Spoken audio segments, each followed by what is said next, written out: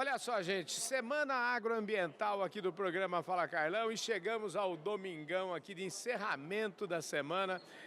Foi uma semana maravilhosa, de conversas muito construtivas. A gente tinha alguns elementos aí, já que havíamos gravado. Eu falei aqui, a primeira entrevista que eu fiz foi com o Daniel Vargas, e contei aqui para vocês que o Daniel foi inspirador da nossa participação nas COPs.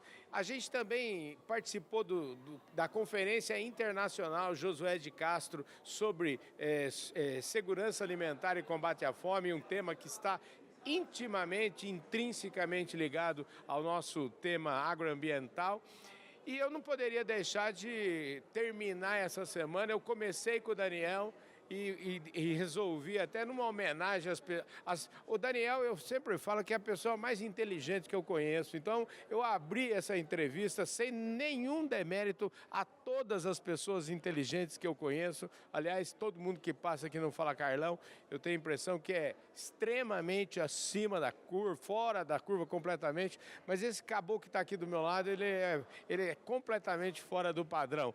Daniel Vargas, para encerrar aqui, a gente hoje no domingão, vocês viram aí a minha entrevista com o presidente do conselho da Copercitros, com o queridíssimo Matheus Kifuri Marino. Foi extraordinária, uma prosa linda. E agora a gente vai encerrar aqui nessa tarde de domingo com a presença aqui do Daniel Vargas, que é um caboclo fora da curva. Daniel, obrigado pela sua gentileza e sempre conversar conosco, viu, rapaz? Sempre uma honra estar de volta aqui, Carlão. Maravilha. Escuta, eu tô vendo você aqui com essa gravata verde e eu queria começar esse tema perguntando para você o seguinte: afinal de contas, o que é ser verde? O que é verde? Pois é, Carlão. Eu acho que essa é a pergunta mais básica e menos compreendida no debate contemporâneo. Porque quando a gente fala de transição verde, verde não é uma cor, não é algo que a gente capta pelo olhar. É uma condição econômica definida por padrões. São critérios que olham para as produções que nós comercializamos e dizemos, essa aqui é sustentável e essa não é. E de onde vêm esses padrões? Nos últimos 20 anos, eles vieram, sobretudo, de um conjunto de organizações sociais financiadas ou reguladas por países consumidores europeus. Então, lá fora, eles querem produtos que eles consideram sustentáveis. Criam padrões, botam as ONGs para certificar. E isso chega aqui sem debate e discussão, criando uma espécie de custo ou de ônus para a nossa produção. O que nós precisamos compreender e debater é a nossa realidade produtiva tem critérios de sustentabilidade que são diferentes da realidade produtiva lá fora. E se a gente aprender a olhar as particularidades da maneira como a gente produz, a verdade é que o nosso produto brasileiro é muito mais verde do que o verde desbotado lá de fora. Pois é, Daniel, você é uma frase de muito impacto isso que você está falando. E antes de seguir aqui, eu só queria... Vocês estão vendo que hoje eu vim aqui com a camisa da Employer, eu queria agradecer imensamente o apoio fundamental que a gente tem tido para o programa Domingão do Carlão, da Employer, a Employer que entende tudo do RH. Então eu queria dizer para eles esse agradecimento. E olha, gente do céu, só vem nego top aqui nesse Domingão do Carlão. Daniel é um deles. Daniel, essa sua frase é impactante, mas eu queria que você, se pudesse, vamos dizer assim, ilustrasse com exemplos, porque eu falo que assim, um bom exemplo, ele vale mais do que 1000 palavras juntos, né? E você é um estudioso desse tema. Quais são os exemplos que você pode trazer para a gente que fizeram você, que é um estudioso, que está estudando isso, que está estudando esse Brasil aí há 5 ou 6 anos aí na Fundação Getúlio Vargas? Como é que você construiu esse argumento? Carlão, quanto mais eu entro nos temas técnicos para entender de onde esses padrões vêm, quem é que definiu o que vale e o que não vale, mais eu percebo os preconceitos embutidos, camuflados de ciência, porque não é ciência. Então, vou dar aqui alguns exemplos rápidos. Então, o mundo agora tem essa preocupação com a carne, porque o boi emite metano, o metano provoca um dano ambiental. Quando a gente começa a olhar como é que esse cálculo é feito, em geral, se confunde o metano com o CO2, ou a métrica de referência não reconhece as particularidades do sistema de produção da pecuária e as características do metano. Por quê? É verdade que o boi emite metano no processo digestivo? É. Só que depois de 10 anos, esse metano se quebra na atmosfera e se retira do ar. Então ele deixa de causar o problema que ele estava cometendo. Só que no cálculo, essa retirada não é propriamente calculada. Além disso, é verdade que a pecuária coloca um gás na atmosfera, o metano vai para a atmosfera, quebra, vira CO2. Lá fica, provocando aquecimento global. É verdade? Mais ou menos. Porque o que acontece com o boi é que o boi come um pasto que é captura de CO2 via fotossíntese da planta, que entra para o seu processo digestivo, que vai eliminar o metano, que daí a 10 ou 12 anos volta a ser a mesma molécula de CO2 que estava na atmosfera antes. Então, o processo produtivo da pecuária não é um processo que adiciona necessariamente aquecimento global. Ele recicla. O boi é um filtro da atmosfera. E, portanto, se a gente olha para o debate como ele é apresentado com referência internacional, a gente já fica com o preconceito de que o boi é inimigo do clima. Na verdade, um processo produtivo da pecuária bem feito pode ser uma verdadeira geladeira do planeta. A gente recupera o pasto, isso acelera o tempo de produção do boi. Nós temos aqui, já estamos fazendo, a carne com a menor pegada ambiental do mundo. E tudo isso é possível, ou só é possível, se a gente entender que o que é verde na carne não é o que vem de fora, mas são as realidades produtivas e um cálculo científico ajustado à nossa realidade. Rapaz do céu, como é que... assim, me parece tão de vilão, nós nos tornamos o herói dessa história, não é verdade? E sabe, Carlão, isso não é algo que eu estou proclamando ou advogando. Isso é o resultado de alguns estudos da melhor ciência internacional.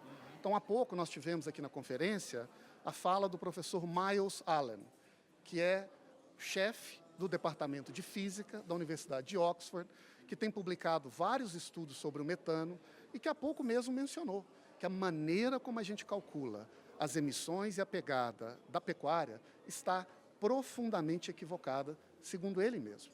A grande questão é se nós vamos ter a humildade ou a sabedoria de entender o que a ciência já vem apontando para nós. E isso significa olhar para a pecuária e para os produtores no campo, não como inimigos naturais do clima, mas como aliados que podem ajudar o planeta a superar o problema número 1 da humanidade, a insegurança alimentar, e fazer isso com uma contribuição ambiental sustentável.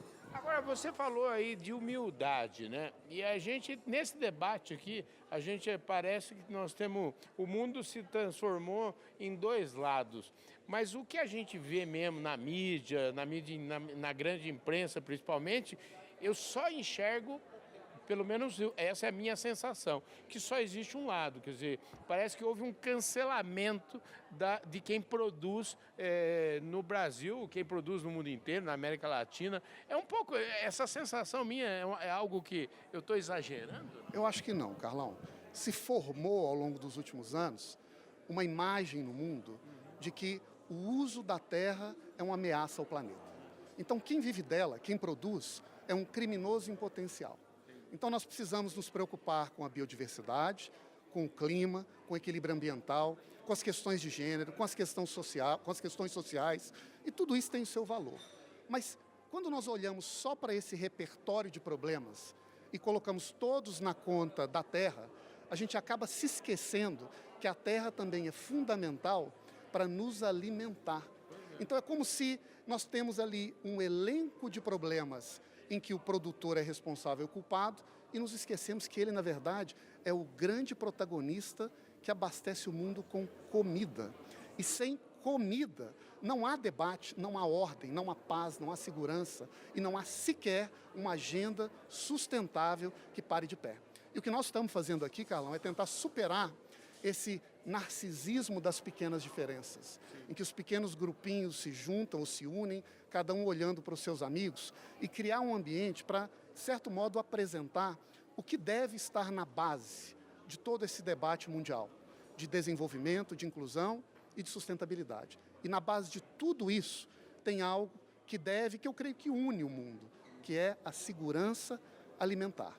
Comida não é um atributo, um qualificativo de debates morais importantes que acontecem no mundo. Comida é a base da casa. É a partir dali que a gente começa e avança para debater tudo mais. Pois é, às vezes eu tenho, olhando por tudo que sai, principalmente por tudo que vem da Europa e pelas leis e tudo, a impressão que dá é que o povo que decide lá em Bruxelas, a impressão que dá é que eles esqueceram que a gente precisa comer, né? Eu acho que eles, ao longo dos últimos anos, Carlão, ao longo dos últimos anos, nós percebemos um distanciamento entre os interesses de uma certa classe média, de uma burocracia, de um consumidor de alta renda, sobretudo nas grandes cidades europeias, que chegaram ao poder através da liderança de novos partidos e que passaram a olhar para essa agenda de valores, sustentabilidade como uma prioridade. Mas se esqueceram que há menos de um século, eles mesmos lidaram com seus familiares com o problema da fome. E agora nós estamos, de certo modo, num momento em que esses protestos, essas reações europeias, relembram a eles próprios que por trás de todos esses elementos relevantes da discussão global, é importante ter clareza sobre o desafio e a prioridade do produtor e da produção de alimentos lá, aqui e no mundo inteiro. Agora, esse parece que é um debate, com quem eu conversei aqui, me parece que vem aí vamos dizer assim, uma onda contra isso. A gente viu, me parece que os protestos na Alemanha e outras decisões que aconteceram na Holanda e tal, a impressão é que dá que isso vai impactar também, as eleições estão aí, acho que as pessoas acordarem e possivelmente haverá mudanças nessa direção. E aí eu te pergunto, se essas mudanças acontecerem, ou seja, mudança, alternância de poder, ou seja, se o poder, os novos governantes chegarem, forem pessoas que, não esqueço que todo ser humano tem que tomar café da manhã, almoçar e jantar, né, de preferência, nessas 3 refeições, ao menos, como isso impacta a gente aqui no Brasil, como isso impacta a América Latina? Nós somos aí uma região produtora de alimentos e o Marcos Janck me lembrou muito bem, acho que foi o Marcos, enfim, no painel que inclusive você participou, sobre a questão de que nós vivemos numa região, acho que foi até o Gustavo da Argentina que falou, nós vivemos numa região que nós não temos guerra. E, segundo o professor Marcos Janck falou, o principal problema da fome são as guerras, seguidas por distúrbios econômicos, e só em terceiro lugar vem a questão climática. Como é que você vê isso?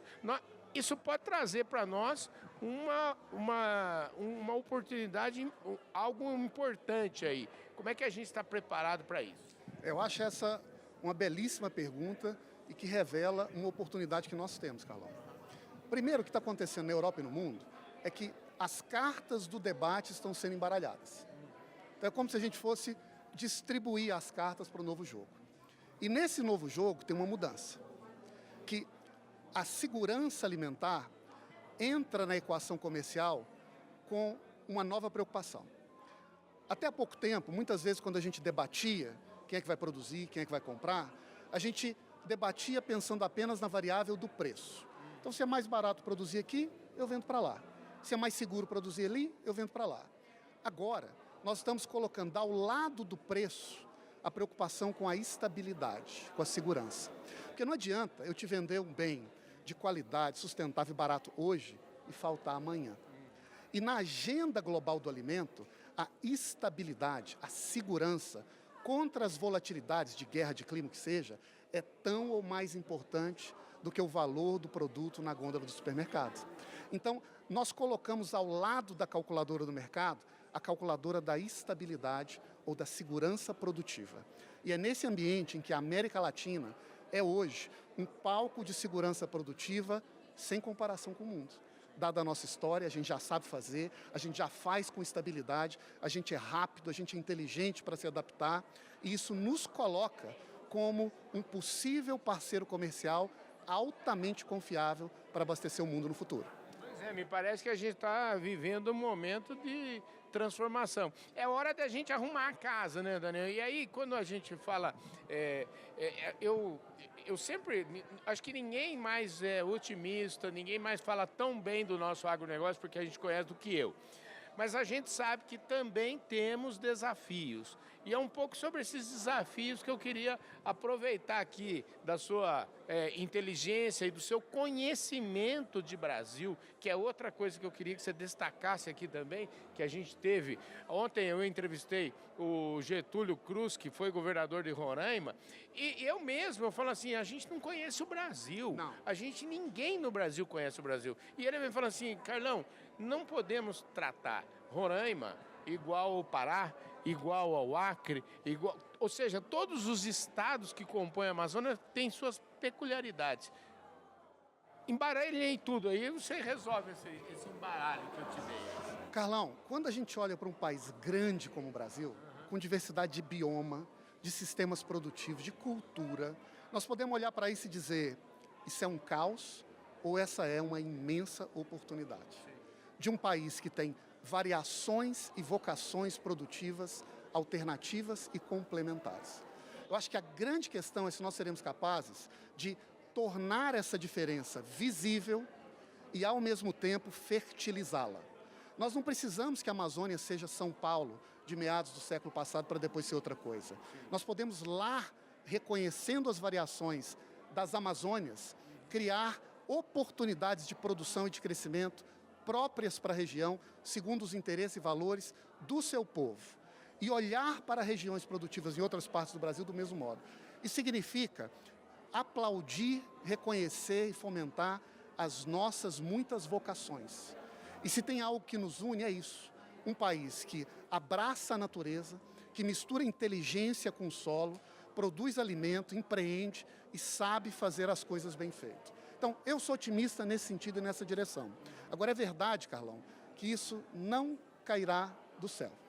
Exigirá crédito, tecnologia, capacitação e, por trás de tudo isso, Carlão, eu acho que exigirá um espírito nacional, uma vontade de um grupo social, de lideranças brasileiras, de abraçarem o país como agente, como espaço, como o lugar onde a gente pode criar as bases do nosso próprio progresso, do nosso próprio desenvolvimento no futuro. Daniel, quando você foi ministro de Assuntos Estratégicos aí, alguns anos atrás, e eu conheço a história porque você me contou essa história. Ontem também, falando com o Getúlio sobre esse tema, e aí me deu um estalo, eu me lembrei do meu tio que participou do projeto Rondon. E aí me deu um estalo lá, falei, gente do céu, nós temos que fazer esse trem acontecer de novo. E ligando o projeto Rondon, que era pegar alunos, gente de São Paulo, Rio de Janeiro, Minas Gerais, mandar lá para o Mato Grosso, Amazônia, enfim, para conhecer outros ambientes. E trazer alunos de lá para cá também, para fazer vamos dizer assim, um ambiente onde as pessoas acabem conhecendo o país de verdade. E aí eu me lembrei que você fez algo semelhante quando ministro. Como é que essa história minha é um sonho? Porque eu penso o seguinte, uma boa parte dos nossos problemas, principalmente ligados à imagem, é por conta do completo desconhecimento dos brasileiros sobre o Brasil. Como é que a gente pode atuar nisso? A gente, especialmente nesses centros urbanos mais influentes do Brasil, conhece o Brasil, em geral, através da mídia importada. É como se a gente estivesse olhando para nós mesmos, intermediado pelo que os outros falam lá fora da gente. E é óbvio que sem conhecer, né, sem deixar suas impressões tocarem a realidade brasileira, a gente se torna muito vulnerável. É muito difícil amar aquilo que não se conhece. E, portanto, eu acho que tem uma tarefa aqui da gente criar pontes para o brasileiro conhecer o seu próprio país. Aí sua pergunta, Carlão, é possível fazer isso? O fato da gente já ter tido, há não muito tempo atrás, um projeto que levava brasileiros, estudantes, para caminhar pelo Brasil, mostra que isso é possível. O Brasil tem instituições de pesquisa, universidades nacionais. Nós temos capacidade científica espalhada pelo país. Nós temos setores produtivos diversos. Por que não colocar esse tema como uma prioridade estratégica do Brasil. Aí alguém pergunta, mas qual vai ser o veículo para fazer isso? Eu acho que tem vários, mas já tem uma sugestão muito evidente. Nós temos uma lei, Carlão, que diz que aqueles brasileiros que são dispensados do serviço militar devem prestar um serviço civil obrigatório. Eu acabei de falar isso aqui na hora do almoço. Falei, gente, em vez de fazer tiro de guerra, eu mesmo fui dispensado do tiro de guerra por, como é que fala? Excesso de contingente. Que tal se, em vez de ser dispensado do tiro de guerra, eu fosse Trabalhar pelo Brasil? Viajar pelo Brasil, estudar o Brasil, é só implementar. A lei já existe, está lá, pronta para ser regulamentada. Eu acho que aqui é uma questão da gente colocar este tema como uma prioridade. E entender o seguinte, Carlão, isso é importante as pessoas entenderem. Quando a gente fala do brasileiro passar uma temporada estudando, trabalhando em outra parte do Brasil, servindo em outra parte do Brasil, nós não necessariamente esperamos com isso que nós vamos pegar agora um jovem do Rio de Janeiro e de São Paulo e ele vai consertar um problema do interior de Roraima. Não é isso. Nós vamos levá-lo lá para que Roraima mude ele. Para quando ele voltar para cá, ele passar a olhar para a região e para si próprio de uma maneira diferente. Um serviço civil obrigatório, portanto, é um serviço para construir uma nacionalidade, para criar elos culturais comuns em um país grande, desigual, diferente, mas riquíssimo que nós temos. Gente do céu, ó, eu já falei aqui, vou repetir de novo que já falei aqui, inclusive comentamos esse assunto com o Aldo Rebelo durante essa semana aqui. O programa Fala Carlão, nós vamos iniciar de alguma forma, alguma campanha dentro daquilo que é possível a gente fazer para que isso aconteça. E eu não sabia, né, que já tinha lei, né, Daniel? Como é que é? Serviço civil obrigatório. Serviço civil obrigatório. Quem não serve ao serviço militar obrigatório, é dispensado por alguma razão, deve contribuir em um serviço civil obrigatório que precisa ser estruturado no país. Agora, isso já é lei ou não é lei? Não é, em que estágio isso estaria? Não só é lei, como é uma lei que foi discriminada, foi explicada na Estratégia Nacional de Defesa, aprovada ali pelos idos de 2010, 2009, se não me engano. Então já está em vigor no país há alguns anos e já é algo de conhecimento de todos aqueles que lidam com essas obrigações civis que o Brasil possui. O que a gente precisa muitas vezes, Carlão, é que nós sabemos, né, que existem inúmeras leis, inúmeros projetos que às vezes não saem do papel. O que sai do papel é aquilo que consegue ser elevado à categoria de prioridade. E aqui, para que isso seja prioridade, nós precisamos entender que junto com os problemas sociais, econômicos, ambientais, tem um desafio cultural, né? Tem um desafio do sentimento nacional, das pessoas se identificarem com o país, para conhecerem e, a partir daí, também passarem a olhar para os desafios da realidade brasileira como uma prioridade, em vez de continuar apenas a ler a nós mesmos os nossos problemas e oportunidades, colhendo informações que vêm de fora. Daniel, eu acho que esse evento que vocês fizeram aqui, eu acho que colaborou imensamente aqui para a gente, vamos dizer, estabelecer o início, talvez, de movimentação aqui, de quem produz, no sentido de, vamos dizer assim, vencer a batalha da comunicação.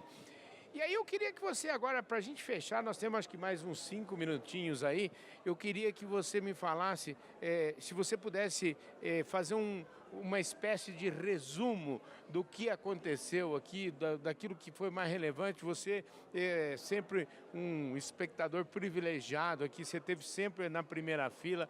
O que para quem não teve aqui, o que esse pessoal deixou de presenciar? Eu vou destacar 4 mensagens que me parecem centrais. A primeira delas é a seguinte: sem alimento não há sustentabilidade e não há mais nada. Sem alimento não há vida.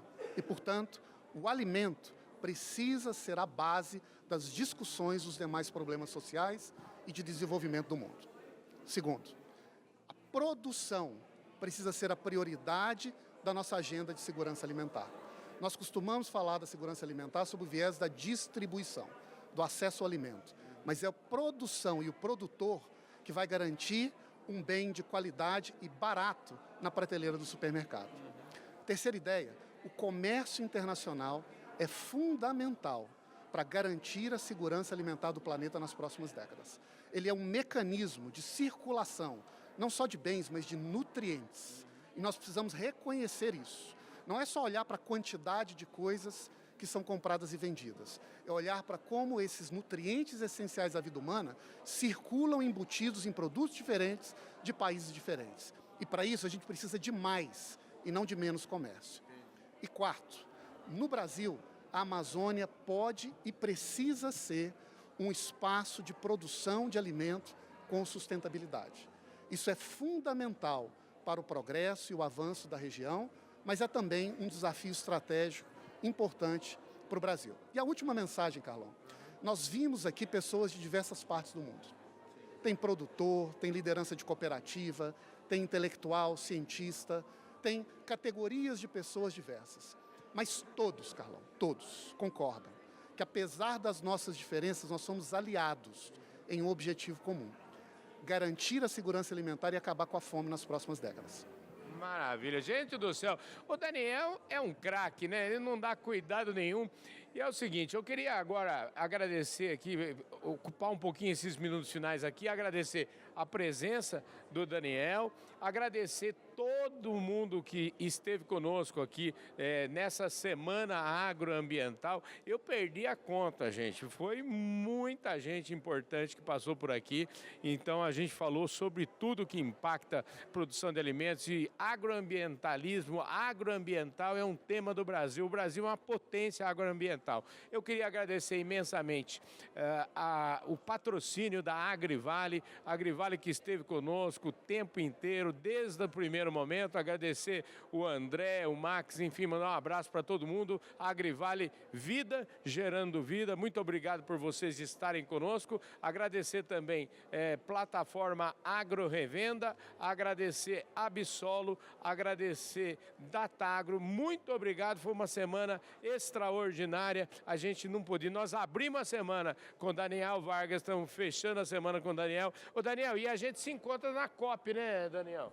Estaremos lá, em novembro. Azerbaijão, né, rapaz? Azerbaijão. Pois é, Azerbaijão, agora em novembro, ano que vem, COP em Belém, aqui no Brasil. Então, gente do céu, tá espetacular, esse é um tema extraordinário. E a gente já vai dizer para vocês o seguinte, a gente gostou tanto desse formato de semana, da Semana Agroambiental, essa foi apenas a primeira Semana Agroambiental, a gente com certeza faremos outras semanas agroambientais e vamos trazer também diversos outros temas importantes do nosso agronegócio para tratar aqui em semanas como essa, semanas agroambiental. O Daniel, inclusive, eu quero aproveitar você aqui, porque você pode muito bem sugerir alguns temas que você acha que vale a pena a gente discutir ao longo de uma semana aqui. Então, você vai pensando aí o que você sugere. Tem tanta coisa importante. Eu tenho falado com o povo do Bradesco, por exemplo, seguro agrícola, tem tanta coisa importante que nessa direção. Acho que é um formato bacana, né? Eu acho que sim, Carlão, porque dá um foco, mobiliza gente diferente, cria um diálogo e ajuda também a gente a avançar com ideias, com propostas, para materializar essa potência agroambiental que nós já somos. Pois é, e outra coisa que eu quero dizer e deixar bem claro aqui, gente, nós vamos fazer, logo, o Murilo ele tá com esse desafio aqui. A gente quer fazer aqui um fórum de debate, viu, Daniel? A gente conversar só eu e você aqui é uma delícia, mas eu quero trazer uns caboclos do mundo ambientalista, precisa vir aqui também para discutir, para a gente chegar num acordo, porque a gente precisa caminhar, gente. Eu acho que nenhum ambientalista vai desmentir o fato de que as pessoas precisam comer, né, Daniel? Será? Eu acho que não. Valeu, gente. Um forte abraço para todos vocês. A gente se vê seguramente nos nossos próximos programas.